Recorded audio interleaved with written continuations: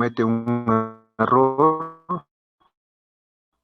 en su vida,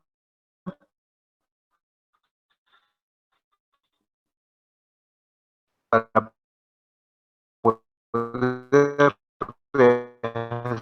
socializarse, no se lleva a cabo la condena, que sí se han resocializado, han cambiado, ¿no? Algunos ingresaron, digamos, por violación, otros ingresaron por narcotráfico, ingresaron por diferentes delitos, pero que al cabo de 10 años, al salir a los 15 años, ellos de alguna manera se demuestran bastantes investigaciones y seguimiento de que sí, en realidad han podido desarrollar una vida familiar, una nueva forma de ver las cosas, ya no, o en todo caso, ese tipo de acciones que de alguna manera,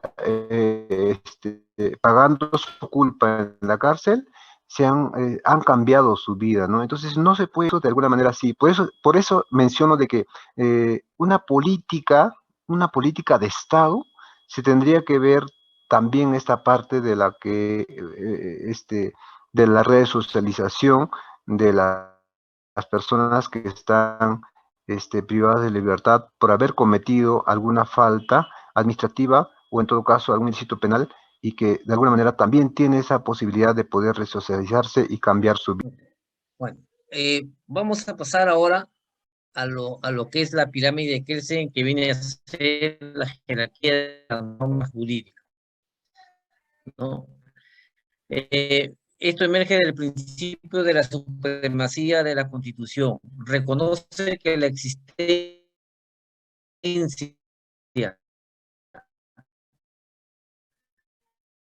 de una jerarquía en las normas jurídicas en función de sus órganos emisores, de su importancia y de sus sentidos, funciona y de su importancia y de sus sentidos. Resulta un orden jurídico, en este caso, más propiamente un orden constitucional. Los niveles generales la habilidad de la Constitución, que nos dice de que esto emerge de las reglas de superioridad y la subordinación normativa.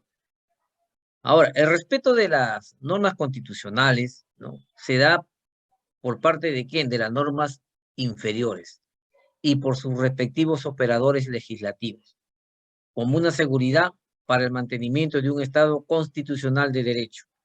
Del incumplimiento de tal principio surge el fenómeno antijurídico de la inconstitucionalidad de las leyes, fenómeno que precisamente es materia de control, ¿no? Siempre vemos, ¿no?, de que voy a presentar una demanda de inconstitucionalidad porque esa ley no se atiende a lo que dice la Constitución. Y siempre, casi la mayoría de las leyes, o a veces presentan la inconstitucional solamente eh, por molestar ambos entre poderes. Si el Poder Ejecutivo observa una ley, el Congreso, ¿qué hace? Lo aprueba por insistencia, ¿no? Y si de repente el Poder Ejecutivo envía una ley al Congreso, el Congreso lo observa y lo devuelve. Entonces, como no hay la voluntad, ¿no?, de verdaderamente sacar leyes que verdaderamente beneficien al pueblo, ¿no? Y muchas veces en, en, en esta ley está esta inviolabilidad de la Constitución, ¿no?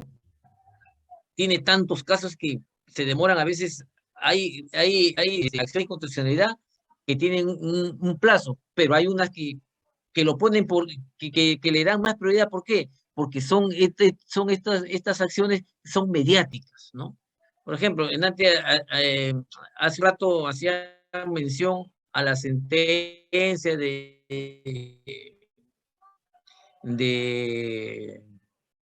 Keiko, creo, ¿no? Que el Tribunal Constitucional en 3, 4 meses creo que resolvió.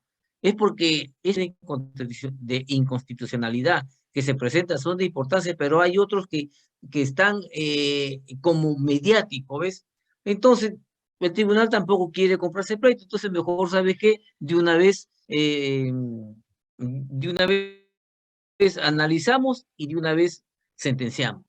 Y listo, y se acabó. Pero, sin embargo, también atrás hay otras acciones de constitucionalidad, por ejemplo, de ley, de nombramiento, y que no se le da el debido plazo para que sancione el tribunal, ¿no? Entonces, para que no exista esta inviolabilidad, debe haber ¿cómo le digo? Un respeto entre el Ejecutivo y el Legislativo, ponerse de acuerdo, ¿no? ¿Para qué? Para no, nuevamente vuelvo a repetir, para no verse esos problemas que hay de que yo te observo, tú no me observas, que es un tire y afloje, y eso que crea más inestabilidad, más crisis, ¿no? Porque no hay un acuerdo entre ambos, el país está así porque no se respetan entre ambas instituciones. El que se respeten, señores, esto va a funcionar, ¿no? Y dejar los intereses partidarios, las ideologías políticas, ¿no? En el pueblo que necesita que sus políticos verdaderamente luchen por ellos y no que sea beneficio de estos señores. Doctor, ¿Algún aporte cortito? doctor, Sí. ¿qué tal? Vega González le habla. Doctor, brevemente, mire, usted ha mencionado tres temas, ¿no? El primero, se ha hablado de la señora Keiko Fujimori. Si bien es cierto, ¿no? Como se mencionó y lo mencionó el compañero, el Tribunal Constitucional le dio la libertad mediante un habeas corpus. Bueno, ahorita también, valga, digamos, por así decirlo, ¿no? Aparte de que tenemos malos operadores legales, porque si bien es cierto, si mal no recuerdo, el acuerdo plenario, ¿no? 6/2009 regula sobre los requisitos que tienen que tener en la etapa de acusación, y obviamente el fiscal Domingo Pérez está rebotando. Ese es uno.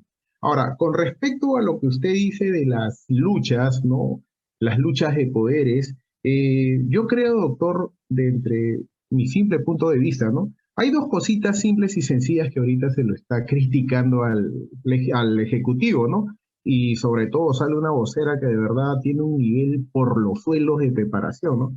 Primero, cuando Pedro Castillo declaró el estado de inamovilidad, lo hizo en amparo del artículo 137, inciso 1. Entonces yo no sé de dónde, discúlpeme el apasionamiento, de dónde diablo sale que lo van a denunciar constitucionalmente, si lo que se trataba era de salvar vidas, evitar muertes. Y ahora, con el tema de la Asamblea Constituyente, doctor, definitivamente, de repente usted en su trayectoria más amplia como abogado debe conocer más la Constitución que yo. Pero desde mi simple punto de vista objetivo de estudiante de Derecho, esta Constitución tiene que cambiar. Y no es, digamos, inconstitucional que un presidente dé la iniciativa legislativa, porque el artículo 206 de la Constitución dice que el presidente lo puede hacer. El presidente lo puede hacer, tiene la iniciativa. Entonces, yo creo, doctor, que acá hay, como lo mencionan en los chats, hay un intereses de poderes. Y más aún, estas leyes no son populistas, doctor. Yo estoy definitivamente de acuerdo primero, si fuera yo el presidente, cerraría ese Congreso, pero no lo soy. Pero de todas maneras, doctor, yo sí estoy de acuerdo en la Asamblea Constituyente. Muchas gracias. Bien. Bueno, cada uno tiene su punto de vista y el punto de vista se respeta, ¿no? Y tú estás de acuerdo de la Asamblea Constituyente, otros no estarán de acuerdo, pero he visto el proyecto de ley.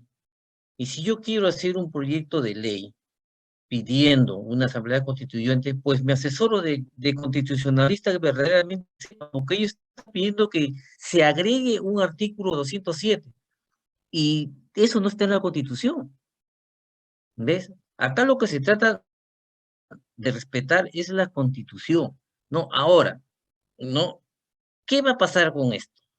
Si bien es cierto, La Constitución del 93 nació de un golpe de Estado, ¿no? Y todo eso estamos de acuerdo. Otros querían que se volviera a la Constitución hay otros que dicen no, que se vuelva a la Constitución del 79, pero reformando lo que es en cuestión del el modelo económico, ¿no? Porque el modelo económico del 79 era estatista, prácticamente, y ya no hemos dado cuenta de que el gobierno, de que el Estado no es buen administrador, ¿ya? Entonces, hay unos que piden que vuelva del 79 y solamente hacer una reforma constitucional en la del, en lo que es relacionado al modelo económico. Ahora, yo creo que la Asamblea Constituyente se acá yo encuentro, si yo no a mí, ¿acaso yo estoy pidiendo una Asamblea Constituyente? Y nosotros, yo particularmente, como dicen muchos, nosotros vivimos de nuestro trabajo, porque el día que uno no trabaja, no come, es lo lógico. Pero si quieren cambiar sus constituyentes, que lo hagan. Pero yo sí tengo la firme idea de que nos cambien de constituyente, señores, y chapo mi maleta y nos vamos a ir. Porque ya se está viendo. ¿Por qué? Porque lamentablemente no hay unas personas idóneas, una persona capacitada. Todo lo que se está viendo es un escándalo cada día que aparece. Y ya incluso, ya empezaron con comprar a la prensa. Y cuando ya se compra la prensa, olvídense, esto va a seguir igual. Esto va a seguir igual. Y mientras, como les digo, no haya una prensa verdaderamente que, que, que tome el papel lo que es un periodista, ¿no? Porque el periodista debe ser imparcial, ni con uno ni con otro, porque para eso se estudia periodismo, para ser imparcial en sus informes, en sus investigaciones. Pero si se diera, ¿no? Porque yo también digo, ¿no? ¿A qué tienen miedo de que se solicite a una asamblea constituyente? ¿No? Que el pueblo elija, pero lamentablemente tenemos unos jurados nacionales de elecciones pésimos, señor, en la cual, la verdad, yo no tengo confianza. Y más ahora con la vacancia de Muñoz. ¿Y por qué no la sacan también a la Boluarte, ves? Entonces no hay equidad, no hay igualdad. Entonces a eso voy, ¿no? Doctor, buenas noches. El Doctor, día que, a ver, déjeme terminar, el día que verdaderamente los miembros del Jurado Nacional de Elecciones, de la OMPE, sean pues elegidos con personas que sean capacitadas, que no tengan ni un rasgo de ideología política y no se dejen manejar por esto, ese día las elecciones van a ser limpias, tipo Estados Unidos. Y estoy convencido, el día de que salga una ley que no obligue a votar, va a haber los presidentes que vamos a tener. El problema está en que a ti te obligan, y si no votas, te ponen una multa. El día que el voto sea voluntario, van a ver cómo esto va a cambiar. Pero mientras tanto, va a seguir igual. Doctor, buenas noches. Doctor, ¿me permite, doctor? Un minuto, por favor, ya. Doctor, ¿me permite? Cortito nada más. Ok, Doctor, doctor. algo corto. Zúñiga. Sí, como bien usted dice, ¿no, doctor? Bueno, lamentablemente, ¿qué es lo que pasa en los poderes que tenemos, tanto legislativo, judicial y el poder ¿no? del Estado? Es que lamentablemente ellos ponen, por decir, jueces, tanto manejan el sistema del Jurado Nacional, y es ahí donde está el problema, ¿no? Porque para pagar los favores políticos es que estos señores no hacen su trabajo como debería ser de una manera, ¿cómo se llama?, bien objetiva, ¿no? Y imparcialmente. Cuando estos poderes dejen de tener, sean absolutos y no se inmiscuya el gobierno, todos los poderes del gobierno, yo creo que ahí también la cosa va a funcionar de diferente manera, doctor. Ese sería mi aporte. Ya, Doctor, okay. buenas noches. Doctor, ¿me permite, Alfredo Sedano? Sí, en principio, doctor, hay que entender de que el equilibrio de poderes pasa por respetar, ¿no?, la función que cumple cada poder, en supremacía, el poder sobre la Constitución. Y si no fuera así, pues no habría equilibrio de poderes. Hay que entender, doctor, de que los países que más cambio de constituciones han tenido son las cerca, ¿no? Tanto en Cuba como en Venezuela, ¿no? Con los mismos argumentos que se presenta ahora para pretender pobres que pueden ver, su gente está saliendo. Entonces hay que entender cómo el equilibrio de poderes, ¿no? En este caso el Ejecutivo, ¿no? Está implantando, pues está tratando de poner el tema del cambio de constitución para sacar de contexto lo que está pasando actualmente, ¿no? Cómo vemos cómo está procediendo en su forma de gobernar, ¿no? Con el Parlamento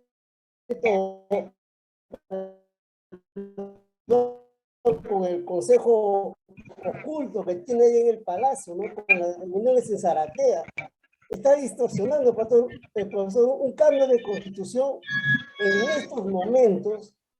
Selección 200, que está arriba del banco, estamos 2 millones de intis para lo que hemos vivido en esa época. 2 millones, un pan, señor.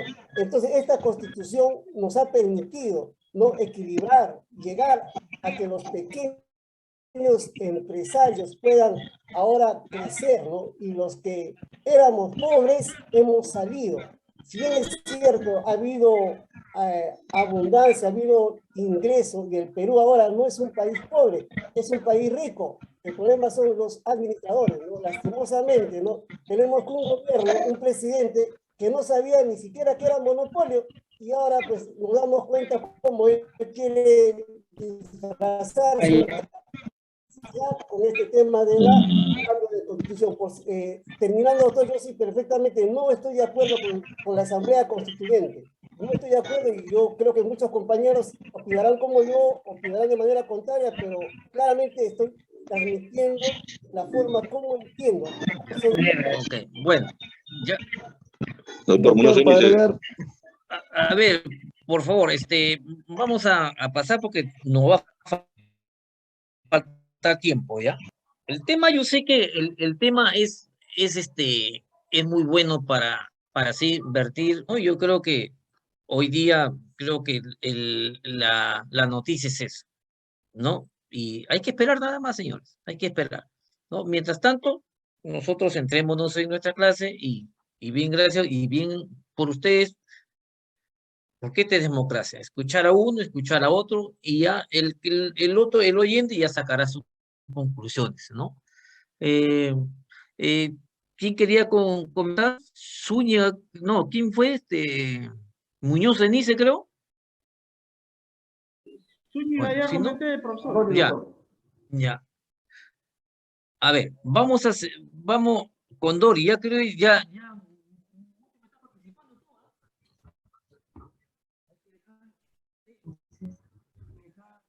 Voy leyendo, profesor.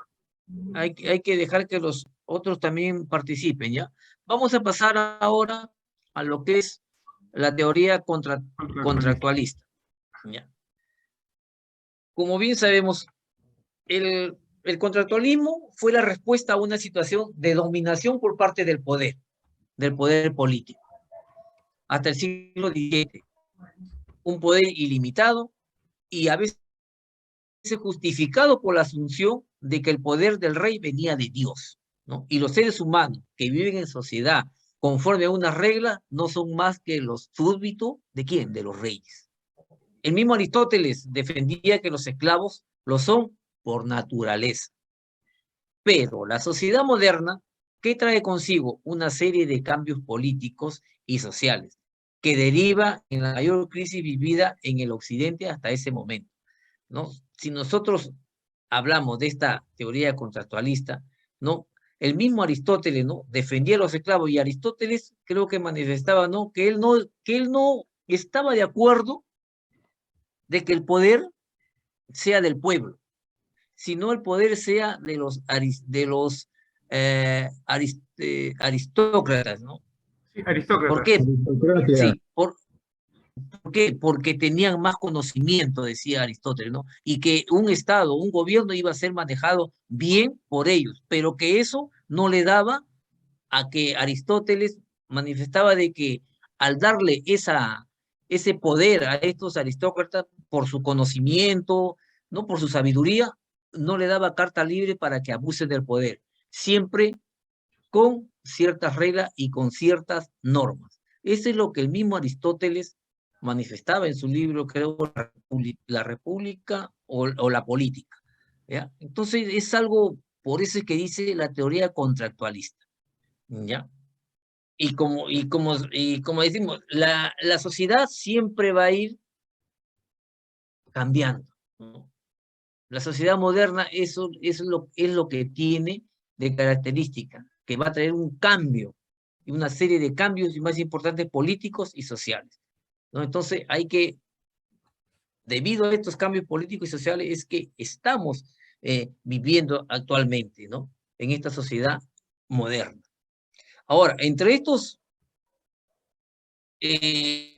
sobre la teoría conceptualista, estos señores, Hobbes, Locke, Rousseau, ellos mismos plantearon su propia teoría. ¿A qué? Alrededor de 3 elementos. Uno, que es el estado natural, que ellos decían, ¿no? El contrato social, que es de Locke, y la naturaleza del Estado, que es la teoría de quién, de Rousseau.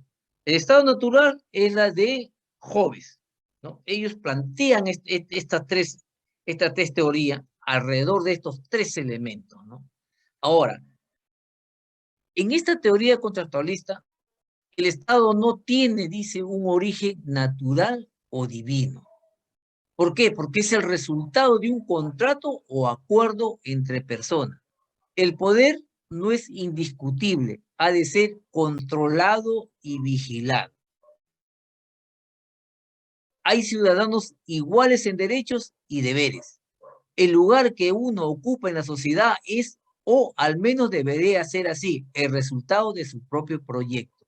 ¿Ves? Esta teoría contractualista que hasta ahora se aplica, ¿no?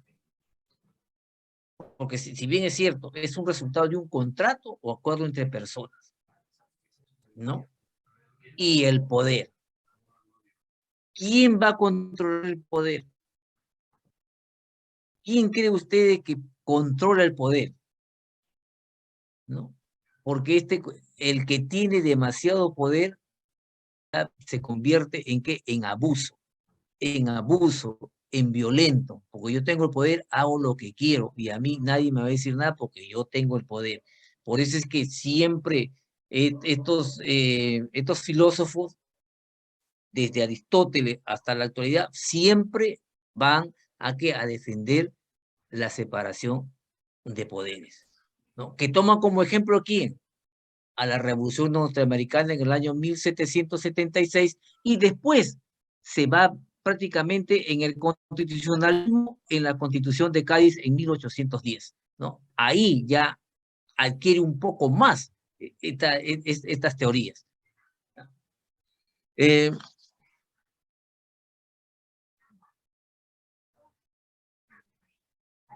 Ya lo decíamos, el Estado no se considera como algo natural, sino resultado de una convención de los seres humanos, ¿no? Los filósofos que estaban a favor de esta teoría, ahí está Tomás Hobbes, John Locke y Jean-Jacques Rousseau, ¿no? Son los 3 participantes de esta teoría contractualista. Algo hasta acá, por favor. Doctor, disculpe, Muñoz Cenice, ¿no puedo dar mi opinión? Sí, escucho. Cortito nomás. Hay una teoría también, doctor, pero hay una teoría del Ministerio Público que dice que el señor Pedro Castillo es el cabecilla de una organización criminal que quiere perpetrar en el poder, doctor, con 4 personas más, sus terratenientes. Ellos quieren cambiar la Constitución y quieren cerrar el Congreso. No, bueno, Doctor, al para que respecto, esté con todo doctor. el poder. A ver, ya, Esos son muy unos bien. rufianes, doctor. Ya, a ver, por favor, hay que controlarnos un poquito con nuestras opiniones. El respeto, le he dicho que el respeto se debe empezar por la clase, ¿ya? A Vale, ver, compañero. Esa es mi opinión, doctor. Muchas ya, gracias. está bien, ok. Se respeta tu opinión, pero un poquito No se comparte, doctor, no se comparte. hay que bajar la revolución. Jamás se va a compartir esa opinión. Ok, a ver. Es un extremista, un radical es ese. A ver, vamos al contrato. Aquí está, el contrato social. Cuando yo les hablaba del estado de naturaleza, que es de joven, ¿no? Cada humano busca su propio interés, dice. Y vaya observando las diferencias entre estos tres contractuales, entre estos tres filósofos. Mientras en el estado de naturaleza, porque los tres aplican el estado de naturaleza, el contrato y el estado, los tres, pero en diferentes pensamientos. Por ejemplo, jóvenes, ¿qué decía? Cada humano busca su propio interés, guerra de todos contra todos. En cambio, a conservación de la vida, su defensa, libertad y propiedad, algo que le contradice a Hobbes. Y Rousseau, ¿qué decía? Que los hombres son buenos, compasivos, libres e iguales. La sociedad genera desigualdades e injusticia. Es algo que tiene razón, ¿no? Pero vamos viendo en el estado de naturaleza cuál es contra todos, el temor, la libertad. En cambio, Rousseau decía qué cosa: la sociedad genera desigualdades e injusticia. ¿Por qué? Porque los hombres son buenos, compasivos, libres e iguales. En el contrato, Hobbes manifestaba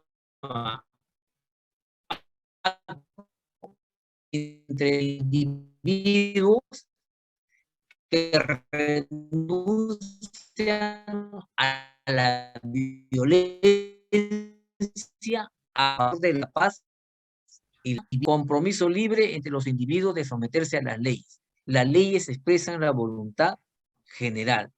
Ya vamos viendo cómo poco a poco va evolucionando estas teorías contractualistas, ¿no? En el Estado, miren lo que decía Hobbes, un Estado con poder absoluto. Mientras ¿qué decía? Que el poder deriva ¿de qué? Del pueblo. ¿Por qué? Porque el Estado debe asegurar la paz y seguridad, el poder limitado al liberalismo político. Mientras Rousseau, soberanía popular y democracia directa. Ya avanza un poco más ya la democracia, ¿no? Ahora, su poder deriva del pueblo, decía Locke. El Estado debe asegurar paz y seguridad. Es que actualmente no hay eso. ¿Qué tal? No hay eso. Entonces, hay que hacer esta comparación porque de repente, pregunta de examen. Tenemos soltando una. Pregunta de examen. Ahora va a ser para que escriban. ¿Cuál es la diferencia en el estado, en el contrato social, en el estado de la naturaleza, entre Hobbes, Locke y Rousseau? Basta que me nombren un punto de cada uno para que la pregunta sea válida, ¿ya? Ahora pasamos a este señor que le apasionaba el miedo, le apasionaba el terror, donde decía que los lobos deben comerse entre lobos, ¿no? Y cuando yo empecé a ver esto sobre Tomás Hobbes, me dio un poco de temor, ¿no? Porque lo veo como un tipo más violentista, un tipo más en el ansia de poder, pero con violencia. No como decía Hobbes ni Rousseau, ¿no? Con paz, ni que el hombre es bueno, ni que el hombre es tranquilo. No, este iba de frente al choque, de frente, como dice, a la guerra. ¿Ya? A ver, alguien que me lea sobre Tomás Hobbes. Mejía, profesor. Ay, A ver, doctor. A ver, Tomás Hobbes. La estructura básica del contractualismo fue establecida por el filósofo inglés Thomas Hobbes.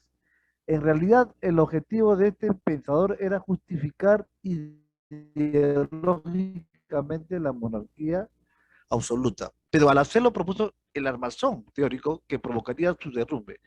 Impresionado por los desórdenes de la Revolución Inglesa de 1651, redactó su principal obra, que fue pues, el Leviatán, que es una explicación sobre el origen del Estado. Si bien Leviatán es una obra compleja, su tesis central es bastante simple y se articula en 3 momentos, doctor. Eso es todo, doctor. A ver, un momentito.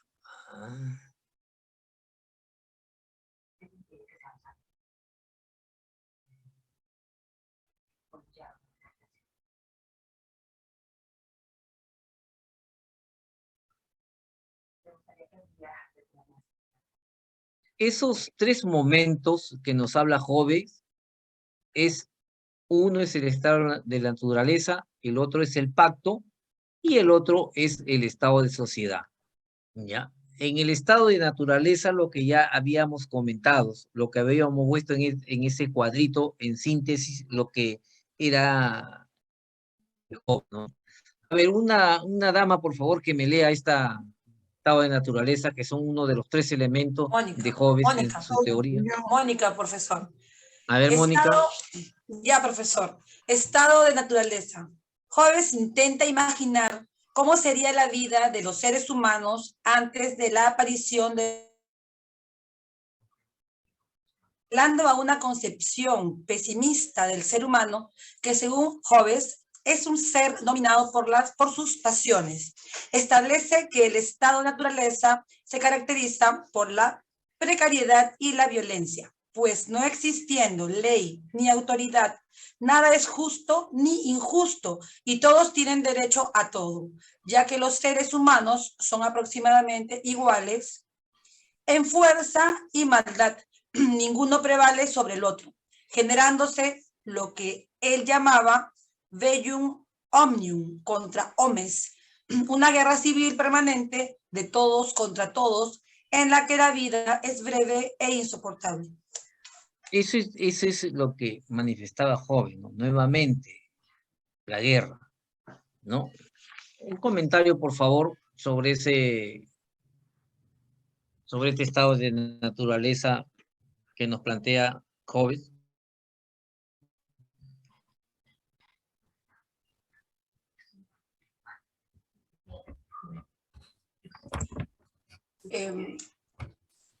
Cuando se inició, el hombre por instinto siempre ha sido dominante, como lo leí hoy día en su diapositiva,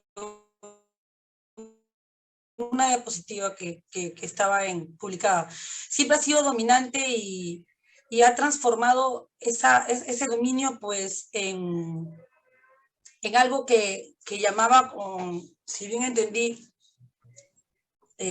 Estado, pero o sea, no recuerdo muy bien la palabra, pero como nosotros nacemos con ese instinto de poder y para poder dominar a la población teníamos que ver la forma de hacerlo como. Entonces, se creó el Estado, pero ¿cómo el Estado podía tener fuerza con las normas jurídicas, ¿no? Algo así lo entendí, profesor, no sé si... No, claro, está bien.